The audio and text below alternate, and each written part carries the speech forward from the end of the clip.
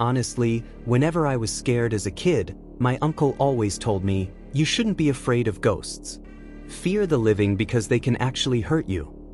In my early 20s, I came into some money after my uncle passed away unexpectedly. He left me a small inheritance, which at the time felt like a bittersweet gift. My uncle and my aunt owned a remote cabin in Washington near Mount Rainier.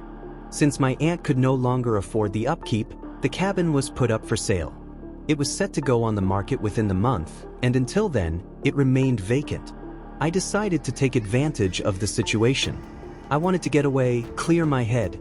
So, I quit my job, packed my hiking gear, grabbed my dog, Shadow, and took my uncle's old truck up to the cabin. The first couple of days were peaceful. I spent my mornings hiking through the snow with Shadow, my afternoons reading by the fireplace, and my evenings sipping whiskey while listening to music. I had stocked up on supplies before heading up, so I had no reason to leave. The solitude was comforting. The cabin was 2 stories, with a spacious living room, a small kitchen, and a guest bedroom downstairs. The master bedroom was upstairs with a connected balcony. There were also 2 additional rooms that I never used. I kept their doors shut. The property was surrounded by towering pine trees, and the only other cabins nearby were a few blocks away, both of which had been empty since I arrived. On the 3rd day, things started getting strange. That afternoon, while outside with Shadow, I noticed footprints in the snow leading around the side of the house. They weren't mine. They looked fresh, probably no more than an hour old. I figured maybe someone had passed by, maybe a lost hiker. But the tracks led toward the dense trees and disappeared. That didn't sit right with me. That night, as I was lying in bed, Shadow suddenly jumped up, ears perked. Before I could react, he bolted downstairs. I listened. I could hear him pacing back and forth, sniffing at the walls. My heart started racing. After a few minutes, he ran back upstairs and began his usual routine of signaling that he needed to go out. I hesitated. Something felt off.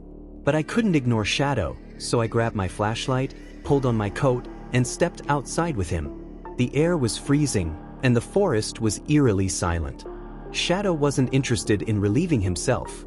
Instead, he kept pulling on his leash, trying to lead me toward the tree line where the footprints had been. But he also kept glancing up, toward the roof. I followed his gaze, but I couldn't see anything. My gut told me to get back inside. An hour later, just as I was starting to drift off to sleep, I heard something. It was faint but unmistakable, slow, deliberate footsteps on the roof. My breath caught in my throat. The steps were too evenly spaced, too purposeful. Not the sound of a pine cone falling or a random animal scurrying. Shadow was already at the balcony door, growling softly. I forced myself to move. Grabbing my flashlight, I stepped onto the balcony and scanned the roof. Nothing. The snow was untouched. Was I imagining things? Shadow's growl deepened, and I followed his gaze toward the treetops. And that's when I saw it. It was crouched in a tree, no more than 20 feet away. Tall, unnaturally tall, at least 8 feet. Its limbs were too long, its body too thin. Its pale skin seemed to almost glow against the darkness. It had no expression, its mouth slightly open, as if frozen mid-sentence. It wasn't moving. It was just staring. I didn't breathe. I didn't move. Shadow was tense, his body rigid. Every fiber of my being told me not to shine my light directly at it. Slowly, I backed into the cabin, pulling Shadow inside with me. I locked the door. Then I shined the light. Nothing. The tree was empty. I shut the curtains, my heart pounding. I lay in bed, wide awake. Then the tapping started. A slow, rhythmic tapping on the balcony door. But intentional. It lasted for nearly an hour. The worst part? I had the overwhelming sensation that whatever it was inviting me to open the door. But I kept hearing my uncle's voice in my head, "Fear the living. Fear the living." I stayed in bed. Eventually, I fell asleep.